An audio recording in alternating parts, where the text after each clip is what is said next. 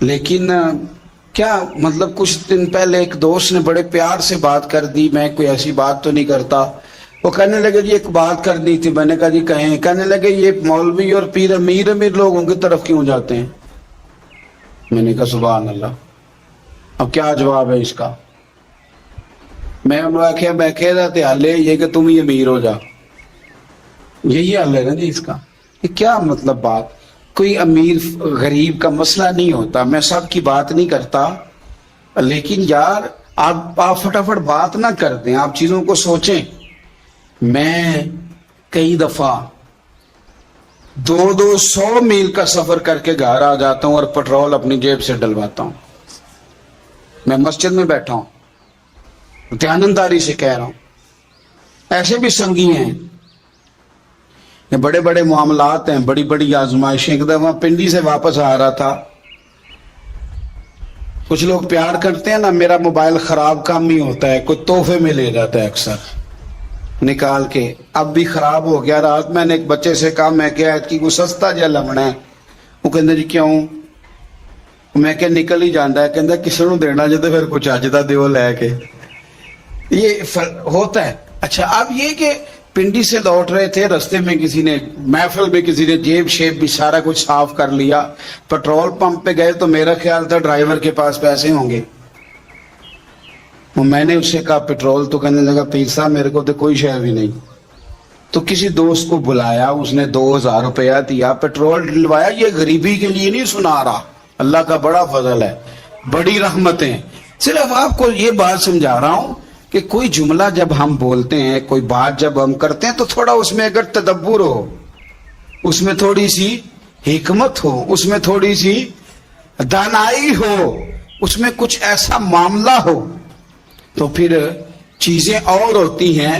میں نے اس سنگی سے، اور بھی کئی دوست اس طرح کے ملتے ہیں، میں نے اسے کہا کہ اگر ہم امیروں کے گاہک ہوتے نا تو تم اس مسجد میں بیٹھے ہوتے جس کے چاروں کونوں میں ایسی لگے ہوتے، بڑی وسیع و عریض ہوتی، بڑا کچھ تمہیں نظر آتا۔ یہ حال دیکھ کے ہمارا دیکھ لو کہ ہم امیروں کی طرف کتنا جاتے آتے ہیں۔ فقط جذبات کی راہ میں نہ بہہ جانا، بلکہ بہت ساری چیزوں کو گہرائی اور گہرائی کے ساتھ سمجھنا۔ ہمارے ہاں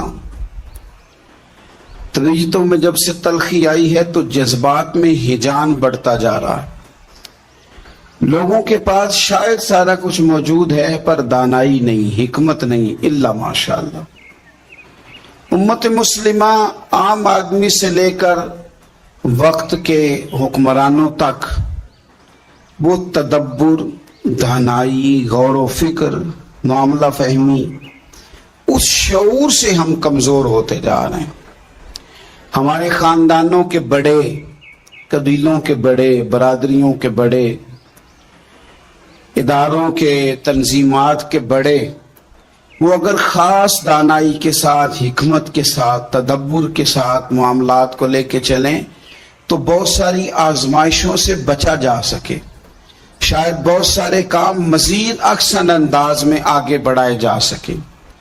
ہمارا جذباتی ہونا، ہمارا ہر کام کو جوش میں لینا اور ہوش سے بالکل کام نہ لینا، یہ چیزوں کو بگاڑ دیتا ہے، سنوارتا نہیں۔ آپ غور کریں اپنے دائیں بائیں کے ماحول کے اندر تو ہماری معاملہ فہمی آہستہ آہستہ کمزور ہو گئی ہے۔ اگر ہمیں کوئی جذباتی کرنے کی کوشش کرتا ہے تو ہم تو پہلے سے بڑے جذباتی ہیں، بالکل تیار بیٹھے۔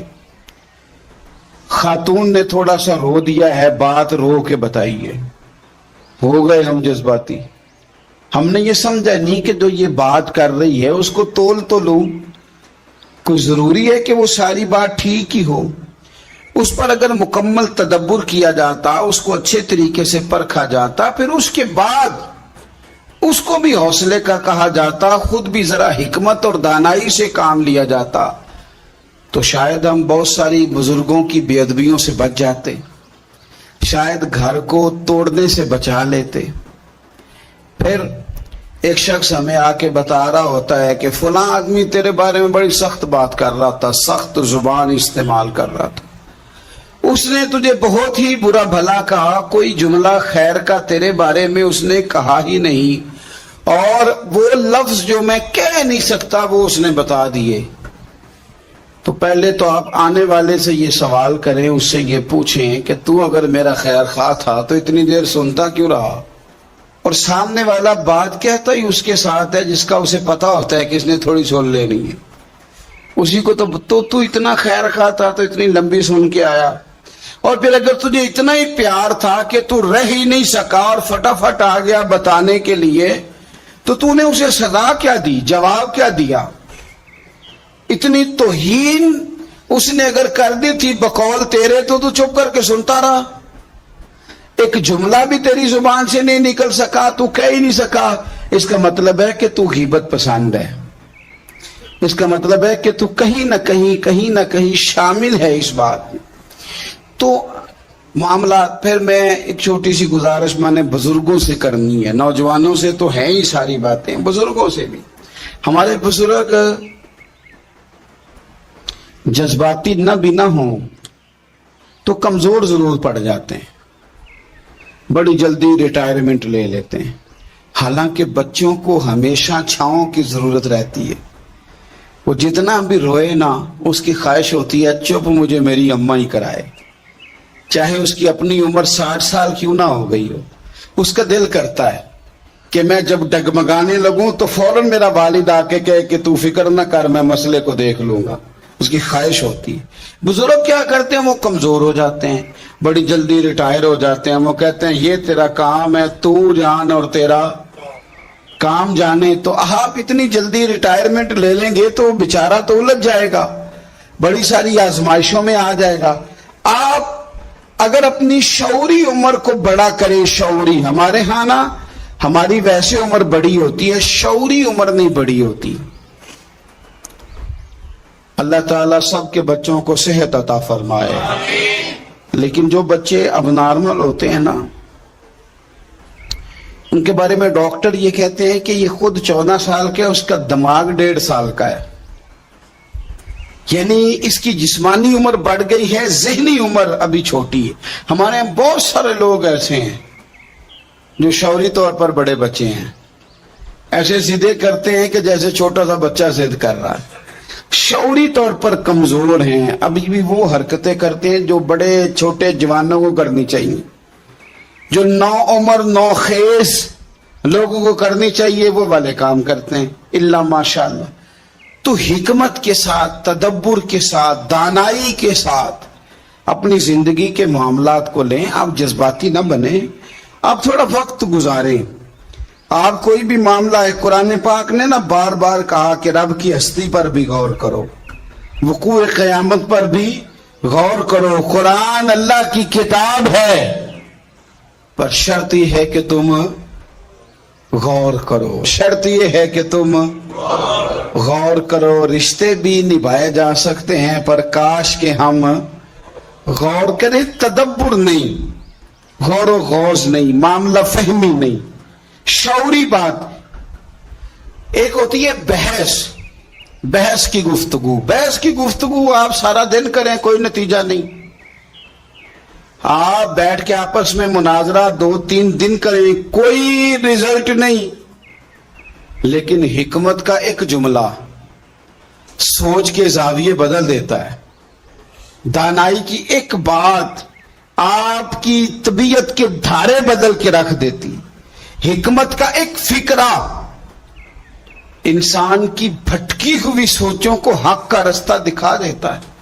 اسی لیے تو میرے رب کا قرآن سارا حکمتوں سے بھرا ہوا ہے. رسول پاک صلی اللہ تعالی علیہ وسلم کے بارے میں میرا رب فرماتا ہے یعلمکم الکتاب والحکمہ. میرے رسول تمہیں کتاب بھی سکھائیں گے اور حکمت بھی سکھائیں گے. کتاب بھی سکھائیں گے, دانائی سے بھی تمہارے دل بھرپور کر دیں گے. حکمت لے. ہمیں نہ حدیثیں ہر جمعے میں سنائی جاتی ہیں, ہر مسجد میں سنائی جاتی ہیں. آپ نے ناراض نہیں ہونا, میرا شکوہ ہے کہ لوگ حدیث پر کان اس طرح کھڑے نہیں کرتے جس طرح اور کئی باتوں پر کھڑے کرتے ہیں. آپ اگر سمجھ لیں کہ یہ جو حدیث آپ کو سنائی جا رہی ہے تو کائنات میں سب سے بڑے حکیم کی بات سنائی جا رہی. اس دھرتی پہ آنے والے سب سے بڑے مدبر کی بات سنائی جا رہی، حکمت کے ساتھ اپنا وقت گزارے۔ اللہ کے پیارے رسول صلی اللہ علیہ وسلم نے نا ہمیں ایک بات سمجھائی ہے، سنن ترمذی میں حدیث ہے، اور کمال دیکھیے، نبی پاک صلی اللہ تعالی علیہ وسلم نے فرمایا یہ جو حکمت بھری بات ہے نا، یہ مومن کی گم شدہ میراث ہے، وہ جہاں بھی ملے نا مومن کا زیادہ حق ہے کہ اسے حاصل کرے۔ حکمت کی بات اس کا وارث ہے ہی مومن۔ دنیا میں جہاں بھی کسی کو حکمت ملی نا کسی نبی کا صدقہ ہی ملی ہے، وہی کے ذریعے ملی ہے۔ غیروں کے پاس جو آسمانی وحی کو نہیں مانتے ان کے پاس حکمت ہوتی نہیں، یہ مومن کا ہی ورثہ ہے، اسے چاہیے جلدی سے حاصل کرے، ورثہ اسی کا ہے۔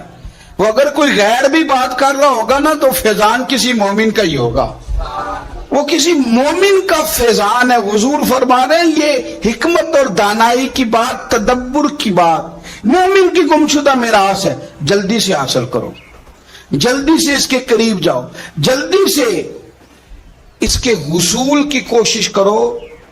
اور اس کے لیے کریں کیا؟ تو حضرت عبداللہ ابن مسعود رضی اللہ تعالیٰ عنہ فرمایا کرتے تھے بہترین مجلس وہ ہے جہاں حکمت کی بات ہوتی، وہاں ضرور جا، وہاں جا کے بیٹھ، وہاں سے تو حکمت حاصل کر، یہ تیری گمشدہ میراث ہے، اس کو لے۔ حضرت لقمان نے اپنے بیٹے سے کہا تھا بیٹے جایا کر جہاں حکمت کی محفلیں ہوں، جہاں سمجھدار لوگ بیٹھتے ہوں، معاملہ فہم، وہاں جا کے بات سیکھا کر۔ آپ یقین کریں کہ بزرگوں کی مجلس سے آپ کو نا کتابوں کا نچوڑ ملتا ہے، کتاب و سنت سے مفاہیم عکس کر کے وہ ہمیں دیتے ہیں، اور بہت ساری علم پر لکھی گئی تصانیف کا نچوڑ ایک جملے میں بیان کر دیتے ہیں۔ تو حکمت سیکھیں، دانائی سیکھیں، تدبر والی زندگی گزاریں، کسی چیز کو بھی لیں تو ذرا غور و خوض کے ساتھ لیں، تھوڑے معاملہ فہم بنے۔ ایک چھوٹی سی بات اور کر لوں، سازشی نہ بنے۔ ہمارے ہاں نا سازش کرنے کے لیے، کہانی بنانے کے لیے لوگوں کو بڑا موقع میسر آتا ہے، لیکن اسی کے مثبت پہلو لینے کے لیے، اسی کا اچھا انداز اختیار کرنے کے لیے اپنے آپ کو آگے بڑھائیں، تدبر کے ساتھ، دانائی کے ساتھ۔ اور حضور نے تو یہاں تک فرمایا تھا کہ جس کے پاس تم حکمت دیکھو نا اس پر ناز کیا کرو، غبطہ کیا کرو کہ یہ بندہ سمجھدار ہے۔ سمجھدار لوگ کسی کو میسر آ جائیں تو بڑی غنیمت ہے، اگر کسی کو سیانا بندہ زندگی میں مل جائے تو بڑی غنیمت ہے۔ شکر ادا کرو اگر کوئی اچھا مشورہ دینے والا موجود ہے، اللہ کا شکر ادا کرو اگر کسی کے پاس کوئی ایسا شخص موجود ہے جو اسے صحیح راہ دیتا ہے، جو اچھا مشورہ دیتا ہے، جو خیر کی بات بتاتا ہے۔ میرے نبی پاک صلی اللہ علیہ وسلم فرمانے لگے، امام بہقی نے حدیث لکھی ہے، حضور فرمانے لگے کسی مسلمان بھائی کو حکمت کی بات بتا دینا یہ تیری طرف سے اس کے لیے بہترین تحفہ ہے۔ یہ تو نے اچھا تحفہ دیا ہے اگر تو نے کسی کو دانائی والی بات بتا دی، حکمت والی بات بنا دی، اگر تو نے شعور اس کا صحیح کر دیا۔ شعور، ایک دوست نا مجھے ہالینڈ سے ملنے آئے، تو اسی لب و لہجے میں وہ پلے بڑے تھے، تو انہوں نے پاکستان پہنچ کے مجھے فون کیا، کہنے لگے میں نا کچھ تھوڑی سی نا موٹیویشن لینا چاہتا ہوں آپ سے، آپ مجھے موٹیویٹ کر دیں گے؟ میں نے کہا بتائیں۔ کہنے لگے آپ کے ساتھ نشست بک کرانے کا کیا طریقہ ہے، کتنے پیسے لگتے ہیں آپ کے ساتھ سیٹ بک کرانے میں؟ میں نے کہا بس ایک ہی کام ہے کہ جہاں جگہ ملی وہاں بیٹھ جانا، چونکہ حکم ہے کہ جمعے والے دن گردنیں نہیں پلانگنی۔ اور دوسرا یہ کہ اصل مسئلہ یہ ہے کہ اگر اللہ کسی کو عقل دیتا ہے وہ ذاتی سمجھ لیتا ہے، پھر اسے بیچتا ہے، پھر وہ سیٹیں بک کرتا ہے۔ تو میں نے کہا میں آپ سے گزارش کروں گا کہ اگر میں آپ کو کوئی حکمت کی بات بتا سکوں نا تو میرے لیے دعا کرنا۔ سیٹ میں نے کیا بک آپ کے ساتھ کرنی ہے، کیا لینا دینا ہے، میں تو خود فقیر ہوں، کسلیس ہوں، مدینے والے سے بھیک لیتا ہوں، اور جو قطرے نصیب میں آتے ہیں وہ حضور کے غلاموں کو دینے کی کوشش کرتا ہوں۔ اللہ یہ خدمت قبول کر لے. تو باقی آپ کہنے لگے جی نہیں وہ موٹیویشنل جو لوگ ہیں نا وہ سیٹ. میں نے کہا وہ مجھے نہیں پتا وہ کیا کرتے ہیں, اور ویسے بھی جو بکتی بکاتی ہے وہ حکمت تو نہیں نہ ہوتی. حکمت تو انمول ہوتی ہے, جو خریدی جا سکے جو بیچی جا سکے وہ حکمت تو نہیں نا میرے بھائی, وہ تو انمول شے ہے, وہ تو کہیں سے ملتی ہے. اور اگر مل جائے تو پھر کیا ہی بات ہے, پھر کیا بات ہے. پھر تو ویسے بھی درویش نے کہا تھا دنیا اتے تھوڑے ہی رہ گئے, قدر شناس سخن دے. چند تو لوگ رہ گئے ہیں جن کی سمجھ میں بات آتی ہے, ورنہ تو یہ کہ کئی سنتے ہیں تو خالی سر ہی دھنتے ہیں. اللہ تعالیٰ سمجھ کی توفیق عطا فرما.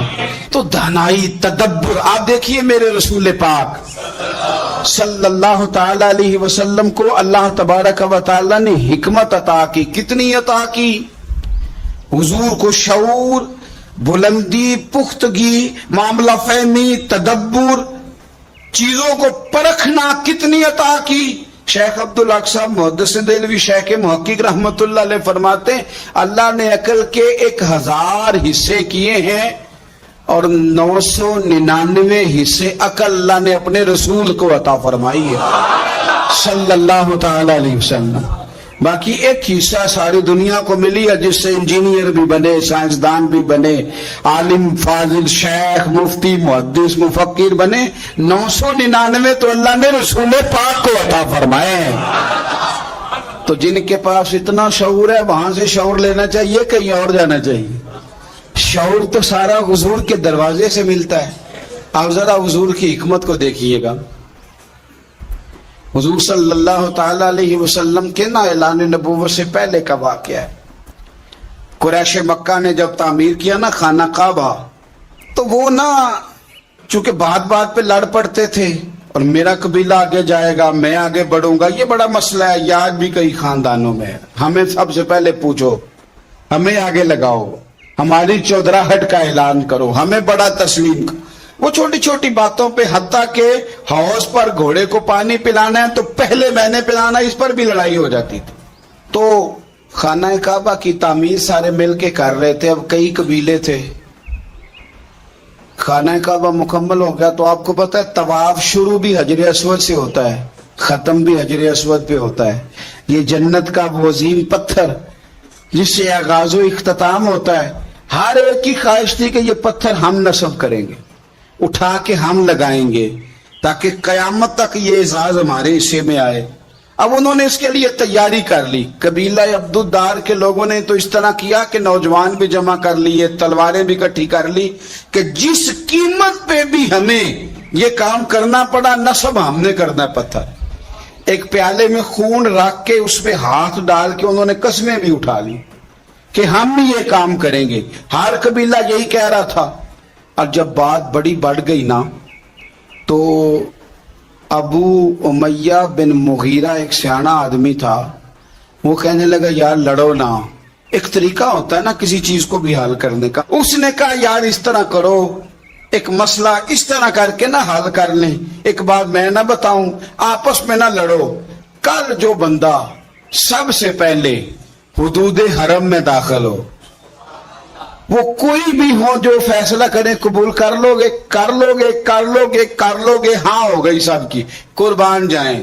سب سے پہلے حدود حرم میں مدینے والے محبوب تشریف لائے, رسول کائنات صلی اللہ علیہ وسلم. اب تو ہر بندہ خوش ہو گیا, کہنے لگے لو بھئی یہ تو صادق اور امین ہے. اسیر دشمن کی چاہ میں بھی, مخالفوں کی نگاہ میں بھی امی ہے, صادق ہے, معتبر ہے, میرا پیغمبر عظیم تر ہے. نبی پاک صلی اللہ علیہ وسلم تشریف لائے. انہوں نے کہا جی آپ جو فیصلہ بھی کریں قبول ہے. آپ بتا دیں کون سا قبیلہ حجر اسود اٹھا کے, باقی خانہ کعبہ کی تعمیر مکمل ہو گئی, حجر اسود کون سا قبیلہ لگائے. پہلے طے کر لیا تھا جو حضور فیصلہ کریں گے سب کو قبول ہوگا. اب اگر حضور ایک کے حق میں فیصلہ کر دیتے تو تیار تھے نا باقی قبول کرنے کو. اب وہ سارے قبیلے نظریں حضور پہ لگائیں, نتیجہ نکلنا ہے. یہ سمجھ لیں پاس فیل کا نہیں, فرسٹ سیکنڈ کا نتیجہ ہے. کس کو سعادت ملتی؟ ای سعادت بزور بازو نیز کس کو ملتی ہے؟ قربان جاؤں حضور کی حکمت پر, نبی پاک کے تدبر پر.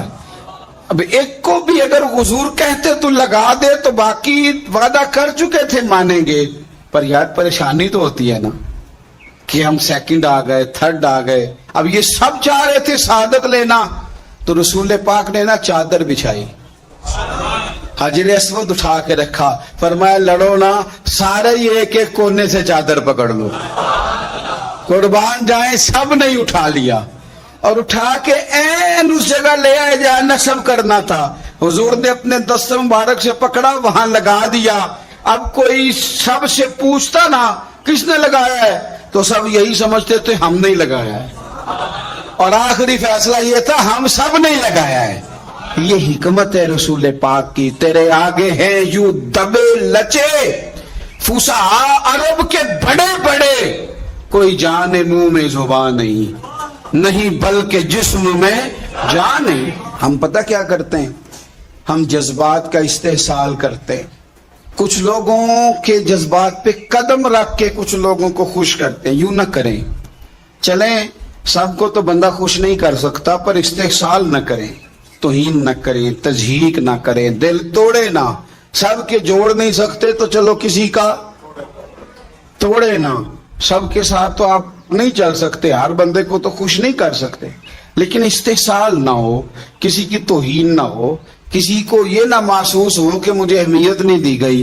قربان جائیں سعد بن عبادہ رضی اللہ تعالیٰ عنہ فتح مکہ والے دن نا ان کے ہاتھ میں جھنڈا تھا, لمبردار تھے.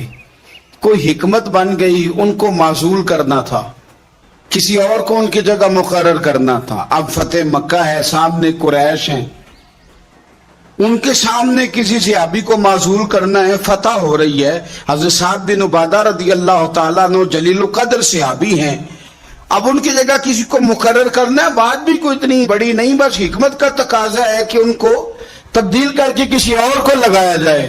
یہ شان ہے میرے رسول پاک کی, یہ دانائی, یہ حکمت, یہ تدبر, یہ سمجھ, ساری کائنات کی عقلیں قربان. اقبال کہنے لگے عقل قربان کن بپیش مصطفیٰ, کہنے لگے میں نے اپنی عقل حضور کے قدموں پہ قربان کر دی ہے.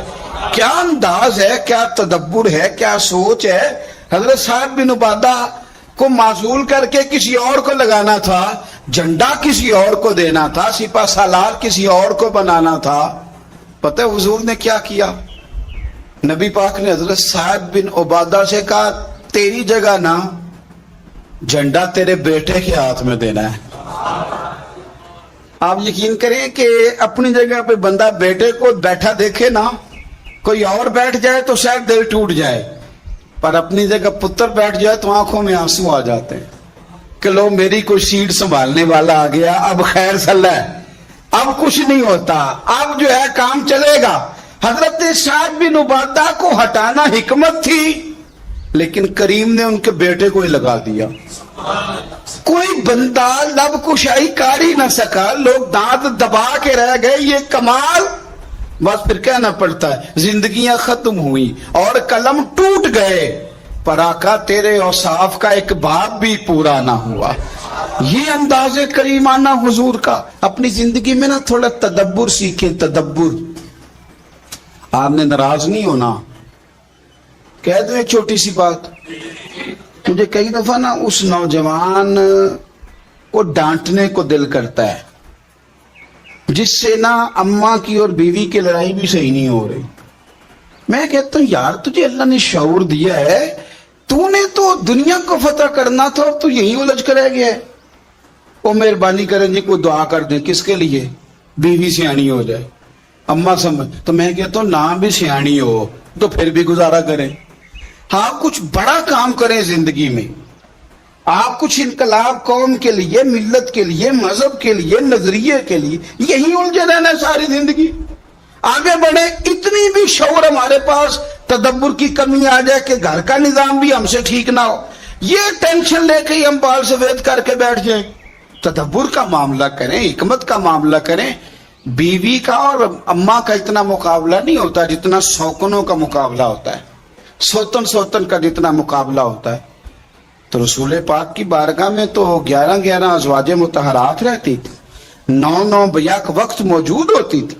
تو تدبر کے ساتھ حضور نے سب کے حقوق ادا کیے, حکمت کے ساتھ سب کے جذبات کا خیال رکھا, ہر ایک کو حضور نے شان دی.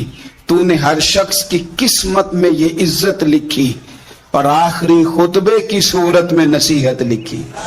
حضور نے ہر ایک کو عظمتوں سے نوازا, شان عطا فرمائی. ہم کیا ہیں, الجھ گئے, چھوٹا سا مسئلہ حل ہی نہیں ہو رہا.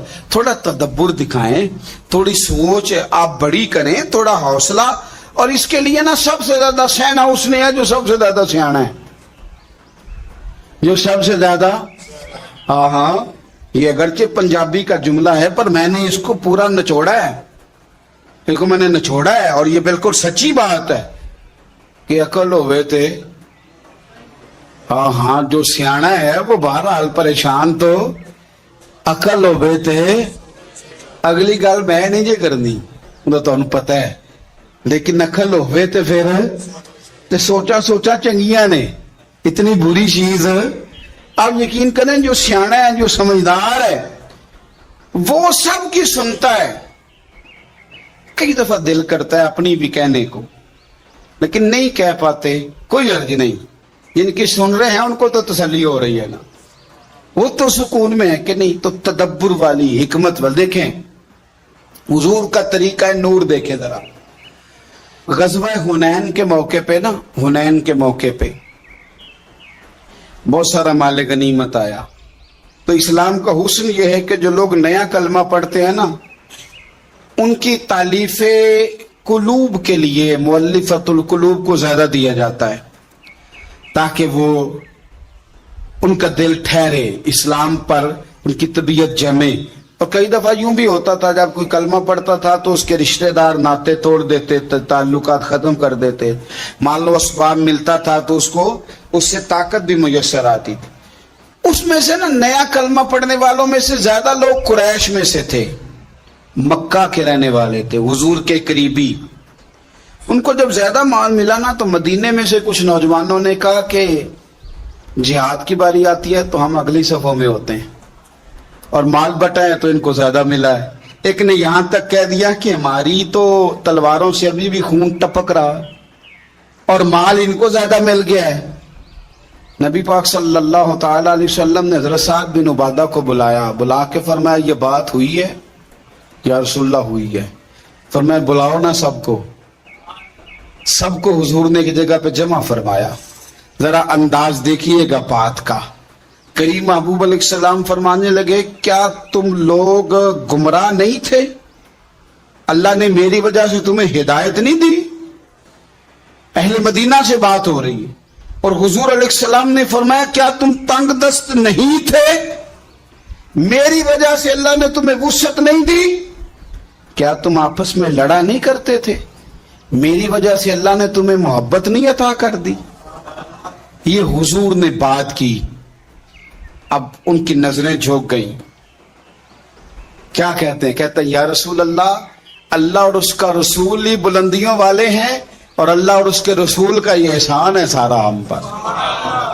اب حضور سامنے والے کے جذبات اور اس کے حضور کہہ دیتے, ڈانٹ دیتے, کوئی بات کر دیتے, حضور کرتے تو اس کو بھی قبول کرتے, لیکن حضور نے ڈانٹ کر بات کو کچلا نہیں, بلکہ حکمت کے ساتھ جذبات کو ایک نیا رخ عطا کیا.